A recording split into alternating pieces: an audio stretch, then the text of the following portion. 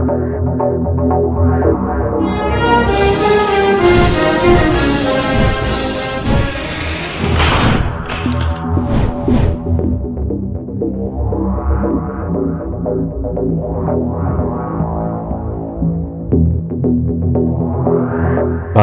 আওয়ামী লীগ মিথ্যা অপপ্রচার গুজবে যাদের একমাত্র অবলম্বন। মুক্তিযুদ্ধের আগে মানুষকে গাল ভরা গল্প শুনিয়ে ধোঁকা দেয়া শেখ মুজিবের চেহারা দেশ স্বাধীনের পর রাতারাতি বদলে গিয়েছিল। স্বাধীন বাংলাদেশে পা রাখার পর এমন একটি উদাহরণও পাওয়া যাবে না যা দেখে শেখ মুজিবের প্রশংসা করা যায়। ক্ষমতা পেয়ে মুজিব পাকিস্তানি শাসকদের চেয়ে হিংস্র হয়ে উঠেছিলেন, যে কারণে যারা মুক্তিযুদ্ধ করে দেশ স্বাধীন করেছিলেন তারাও মুজিবের সরাসরি প্রতিপক্ষ হিসেবে দাঁড়িয়ে গিয়েছিলেন।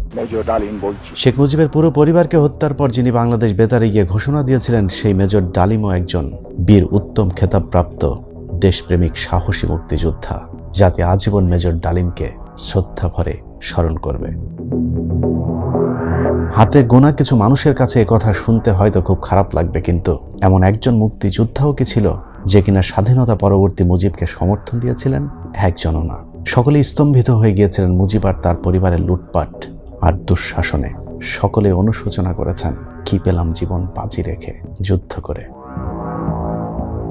একই রকম মন্তব্য করেছেন মুক্তিযুদ্ধের বীর সৈনিক sector commander major M A Jalil তার নিজের লেখা অরক্ষিত স্বাধীনতায় পরাধীনতা বইয়ে আজকের আলোচনায়। আপনারা জানবেন শেখ মুজিব এবং আওয়ামী লীগ মুক্তিযুদ্ধে কোনো ভূমিকা না রেখেই কিভাবে যুদ্ধ শেষ হবার পর ক্ষমতা কুক্ষিগত করেছিলেন। মেজর এম এ জলিলের লেখা বইটির দ্বিতীয় অধ্যায়ের নাম সশস্ত্র গণবিস্ফোরণ। এই অধ্যায় মূলত শেখ মুজিবের বিশ্বাসঘাতকতার চিত্র ফুটে উঠেছে। মেজর জলিল লিখেছেন, শেখ মুজিবের ৭ই মার্চের ভাষণ ছিল বাঙালির জন্য চরম উত্তেজনা উদ্দীপনায় ভরপুর মুহূর্ত। সারা দেশের মানুষ মুজিবের এই ভাষণের পর স্বাধীনতার স্বপ্ন দেখতে শুরু করেছিল, কিন্তু সেই স্বপ্ন পূরণের পথে মুজিব নিজেই অন্তরায় হয়ে দাঁড়িয়েছিলেন। এবারে সংগ্রাম আমাদের মুক্তির সংগ্রাম, এবারে সংগ্রাম স্বাধীনতার সংগ্রাম। মেজর জলিল লিখেছেন, ৭ই মার্চ শেখ মুজিবের এই ভাষণের মধ্য দিয়ে বস্তুতপক্ষে বাঙালির জন্য স্বাধীনতা যুদ্ধ শুরু হয়ে গেছে। মেজর জলিলের মতে এটা আসলে শেখ মুজিবের চালাকি ছিল। মুজিব মূলত পাকিস্তানিদের ভয় দেখিয়ে প্রধানমন্ত্রী হবার স্বপ্ন দেখেছিলেন। জনগণের প্রতিনিধির কাছে ক্ষমতা হস্তান্তর করতে হবে। তিনি লিখেছেন, মুজিব তার জ্বালাময়ী বক্তব্যের মাধ্যমে তার দায়িত্ব সার্থকভাবেই সমাপ্ত করেছিলেন। একজন জাতীয়তাবাদী নেতার চরম পাওয়াই হচ্ছে তার জাতিকে স্বাধীনতা অর্জনের মানসিকতা দিয়ে সজ্জিত করা। সেদিক থেকে মুজিব অনেকাংশে সফল। তবে এখানে আরেকটা প্রশ্ন জাগে, জাতির জন্য স্বাধীনতা অর্জনই যদি শেখ মুজিবের চূড়ান্ত সিদ্ধান্ত হয়ে থাকে, তাহলে ৭ই মার্চের অমন জ্বালাময়ী বক্তব্যের পর তিনি কিভাবে শত্রু পক্ষের সাথে বৈঠকে বসার আশা পোষণ করতে পারে? পাকিস্তানি সেনাবাহিনীর জেনারেল ইয়াহিয়ার সাথে মুজিব কেন বৈঠকে বসতে চেয়েছিলেন? স্বাধীনতা যুদ্ধ ঘোষণাকারী মুজিবের কি ধরনের প্রত্যাশা ছিল ইয়াহিয়ার কাছে? তোমাদের যা কিছু আছে তাই নিয়ে শত্রুর মোকাবেলা করতে হবে। যার যা কিছু আছে তা নিয়ে পাকিস্তানি বাহিনীর উপর ঝাঁপিয়ে পড়ার নির্দেশ প্রদানের পর কোন ভরসায় জেনারেল ইয়াহিয়ার সাথে আপোষ রফার আলোচনার টেবিলে বসার প্রস্তুতি নিচ্ছিলেন মুজিব? তাহলে কি শেখ মুজিব স্বাধীনতা চাননি? তিনি কি পাকিস্তানিদের সাথে আলোচনার মাধ্যমে ক্ষমতার মসনদে বসতে চেয়েছিলেন? আমি প্রধানমন্ত্রিত্ব চাই না, আমরা দেশের মানুষের অধিকার চাই। জাতিকে চূড়ান্ত ত্যাগের নির্দেশ দিয়ে তিনি ব্যক্তিগতভাবে কোনো ত্যাগের প্রস্তুতি না নিয়ে ৭ থেকে ২৫ মার্চ পর্যন্ত কেনই বা শত্রু পক্ষের সাথে বৈঠকের সিদ্ধান্ত নিলেন? মেজর জলিলের মতে এখানেই মুজিবের ব্যর্থতা চরমভাবে ফুটে উঠেছে। একটি জাতীয়তাবাদ আন্দোলনের চূড়ান্ত পর্যায় হচ্ছে স্বাধীনতা, এবং তেমন একটি ঐতিহাসিক মুহূর্তে লোভ থাকলে কেউ নেতা হতে পারে না। শেখ মুজিবের মধ্যকার দোদুল্যমান এবং সংশয় তাকে স্ববিরোধী ভূমিকায় লিপ্ত করেছিল। শেখ মুজিবের আসলে কোনো রাজনৈতিক দর্শন কিংবা চরিত্র ছিল না। মুজিবের মূল উদ্দেশ্য ছিল ক্ষমতায় যাওয়া, সেটা হোক স্বাধীন বাংলাদেশ কিংবা অবিভক্ত পাকিস্তানের। যে কারণেই মেজর জলিল লিখেছেন, শেখ মুজিবের স্বাধীনতার সংগ্রাম, মুক্তির সংগ্রাম এ ধরনের মন্তব্য করতে যেমন বাধেনি, তেমনি মুক্তির সংগ্রাম ঘোষণা করার পরেও শত্রু পক্ষের সাথে আলোচনার টেবিলে বসতেও বাধেনি। দেশের তখনকার বাস্তব অবস্থা স্বাধীনতা যুদ্ধ ঘোষণার পক্ষেই ছিল। তাই তখনকার ছাত্র নেতৃত্বের চাপেই শেখ মুজিব ৭ই মার্চের ভাষণে এবারের সংগ্রাম স্বাধীনতার সংগ্রাম, এবারের সংগ্রাম মুক্তির সংগ্রাম এ ধরনের ঘোষণা দিতে বাধ্য হয়েছিলেন। জেনারেল ইয়াহিয়া খানের সঙ্গে বৈঠকে মুজিব বলেও ফেলেছিলেন, আমি যদি আপনার কথা শুনি ছাত্রনেতারা আমাকে গুলি করবে, আর যদি ছাত্রনেতাদের কথা শুনি তাহলে আপনি আমাকে গুলি করবেন। বলুন তো এখন আমি কি করি? শেখ মুজিব ছাত্র নেতাদের চাপে একদিকে যেমন স্বাধীনতার পক্ষে কাজ করেছেন, ঠিক একইভাবে পাকিস্তানি সেনাবাহিনীর কাছে আত্মসমর্পণ করে মুজিব চেয়েছিলেন পাকিস্তান রক্ষা করতে। শেখ মুজিবের এই স্ববিরোধী ভূমিকার জন্য ইতিহাস একদিন তাকে আসামির কাঠগড়ায় দাঁড় করালে তাতে বিস্ময়ের কিছু থাকবে না। সেক্টর কমান্ডার মেজর জলিলের লেখা বইয়ের পরের লাইনগুলো পড়লে স্পষ্টই বোঝা যায় মুক্তিযুদ্ধ শেখ মুজিবের ডাকে হয়নি। তিনি লিখেছেন, শেখ মুজিবের স্ববিরোধী ভূমিকার জন্য মুক্তিযুদ্ধ থেমে থাকেনি। 1971 সালের সেই ভয়াল 25শে মার্চের রাতে পাকিস্তানি বাহিনীর হিংস্র বর্বরতা নিরস্ত্র ঘুমন্ত বাঙালির উপর ঝাঁপিয়ে পড়ার সাথে সাথেই সমগ্র পূর্ব পাকিস্তানে প্রতিরোধের বারুদ জ্বলে উঠেছিল। সে অবস্থায় নিরস্ত্র বাঙালিদের সশস্ত্র রূপ ধারণ করতে সময় লাগেনি। জলিলের মতে 1971 সালের সশস্ত্র গণবিস্ফোরণ যে সফল মুক্তিযুদ্ধের রূপ নিতে সক্ষম হয়েছে, তার কৃতিত্ব কোনো একক নেতৃত্বের নয়, সমস্ত সংগ্রামী জনগোষ্ঠী সেই কৃতিত্বের দাবিদার। এর পরের অধ্যায়টির নাম শেখ মুজিব ও মুক্তিযুদ্ধের চেতনা। এখানে স্পষ্টত ফুটে উঠেছে মুক্তিযুদ্ধ চলাকালীন ভারতে বসে পিকনিক করা আওয়ামী লীগ কিভাবে যুদ্ধের পর ক্ষমতায় এসে বসলেন। যে কারণেই এই অধ্যায়টি আমার কাছে বইয়ের সবচেয়ে গুরুত্বপূর্ণ একটি অধ্যায় হিসেবে বিবেচিত।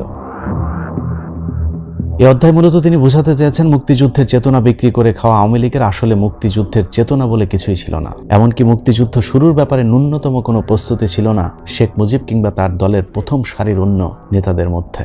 আজ থেকে প্রায় 35 বছর আগে লেখা বইটিতে মেজর জলিল লিখেছেন, মুক্তিযুদ্ধের চেতনা নিয়ে ইদানিং প্রচণ্ড বাকবিতণ্ডা হচ্ছে। একটি নেতৃত্বহীন স্বতঃস্ফূর্ত গণবিস্ফোরণকে যে যার মতো করে পুঁজি করার চেষ্টা করছে। যেহেতু এখনকার মতো তখনও আওয়ামী লীগ মুক্তিযুদ্ধের চেতনা বিক্রির চেষ্টা করত, সে কারণে আওয়ামী লীগকে উদ্দেশ্য করে তিনি বলেন, এই সশস্ত্র গণবিস্ফোরণটি যে মুক্তিযুদ্ধে রূপ নিবে সে ধারণাও আওয়ামী লীগের ছিল না। 25শে মার্চ রাতে পাকিস্তানি বাহিনী যে বর্বর হামলা করবে ওই ধারণাও আওয়ামী লীগের ছিল না। তাদের মনে ছিল কেবল ক্ষমতা দখলের রঙিন স্বপ্ন। তারা যখন নির্দ্বিধায় মন্তব্য করে পাক বাহিনীর আক্রমণ ছিল আকস্মিক এবং অপ্রত্যাশিত, সেটা কি প্রমাণ করে না যে তাদের মধ্যে মুক্তিযুদ্ধের চেতনা ছিল অনুপস্থিত? আওয়ামী লীগের উচ্চস্থানীয় নেতৃত্বের মন্তব্য পর্যালোচনা করলেই সে বিষয়টি পরিষ্কার হয়ে যাবে। মুক্তিযুদ্ধ চলাকালীন এবং যুদ্ধের পর আওয়ামী লীগের অনেক নেতার সাথে আমার কথা হয়েছে জানিয়ে মেজর জলিল উল্লেখ করেছেন, মুক্তিযুদ্ধের চেতনা কি এই সংজ্ঞাটাই আসলে আওয়ামী লীগ জানত না। তাদেরকে মুক্তিযুদ্ধের বিরোধী এবং মুজিবের অন্ধ ভক্ত উল্লেখ করে লিখেছেন, স্বাধীনতার 17 বছর পর হলেও আমাদের ভবিষ্যৎ প্রজন্মের জন্য হলেও মুক্তিযুদ্ধের সঠিক চেতনা ও চিত্র রেখে যাওয়া উচিত। অন্যথায় বাঙালির শ্রেষ্ঠ কীর্তি 71-এর মুক্তিযুদ্ধ বিভিন্ন কালি কলমার তুলির আঁচড়ে বিকৃত রূপ ধারণ করতে করতে এক সময় ইতিহাসের পাতা থেকেই বিলীন হয়ে যাবে। একজন নির্যাতিত সেক্টর কমান্ডারে লিখে যাওয়া 35 বছর আগের এই উক্তিটি কতটা ভয়ঙ্কর সত্য তা আমরা আজকের এই 2023 সালে হারে হারে টের পাচ্ছি। এখনকার শিক্ষার্থীদের পাঠ্যপুস্তকের সাথে মেজর জলিলের লেখায় বইয়ের ইতিহাস এক বিন্দু মিল নেই। শেখ মুজিব আর আওয়ামী লীগময় বর্তমান ইতিহাস কতটা বানোয়াট তা মেজর জলিলের লেখা পরের লাইনগুলো পড়লেই বোঝা যাবে। মুক্তিযুদ্ধের একজন সেক্টর কমান্ডার হিসাবে আমি কেবল প্রয়াস চালাচ্ছি প্রকৃত সত্য জানতে এবং বুঝতে। আমার জানা এবং বুঝার মাঝে ভুল ত্রুটি থাকতে পারে, কিন্তু তা হবে আমার অজ্ঞতার কারণে, অসততার কারণে নয়। একজন সেক্টর কমান্ডার হিসাবে আমি যুদ্ধের ময়দানে যা দেখেছি তা আমি আবেগ বিবর্জিতভাবে তুলে ধরতে চাই।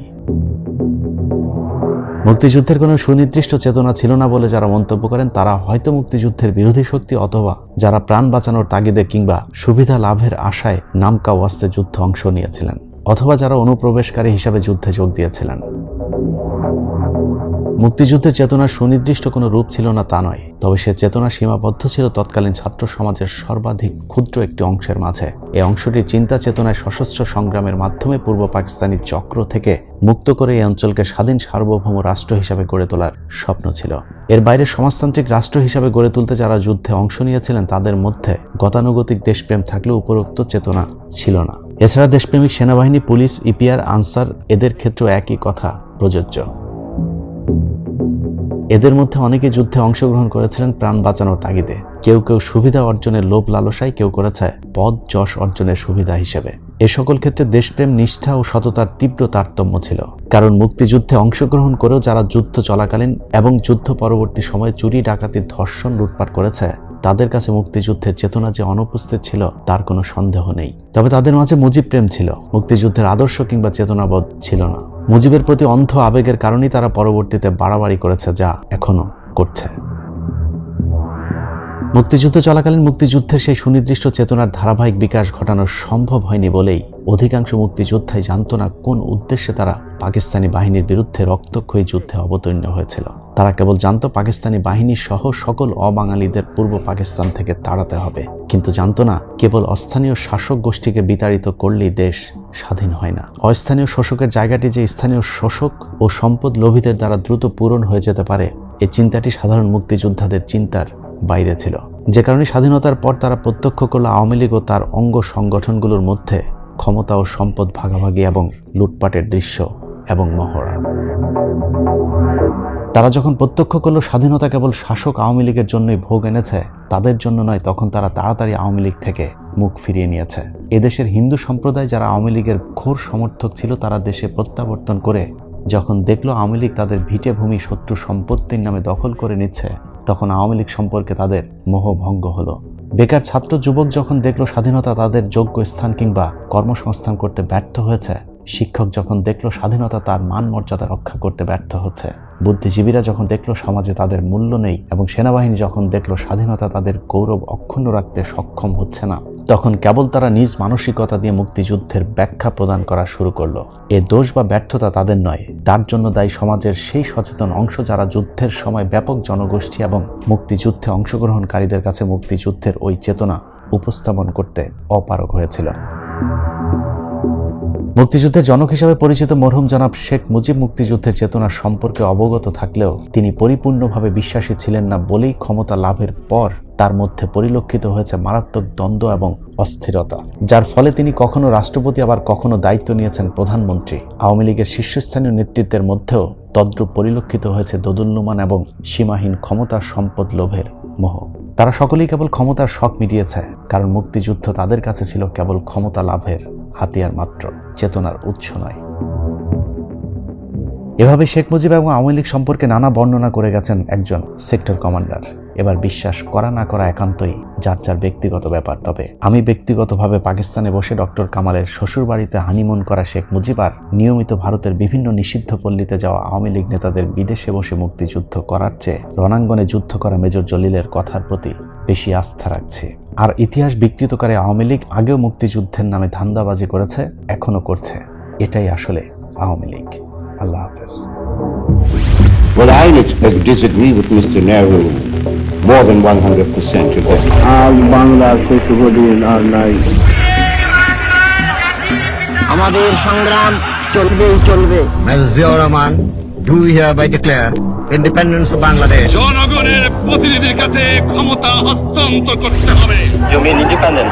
That I don't mean. Mujib ক্ষমতায় টিকে থাকার জন্য হাজার হাজার রাজনৈতিক কর্মীকে হত্যা করে। শেখ মুজিব ও তার খুনি দুর্নীতিবাজ সরকারকে উৎখাত করা হইয়াছে।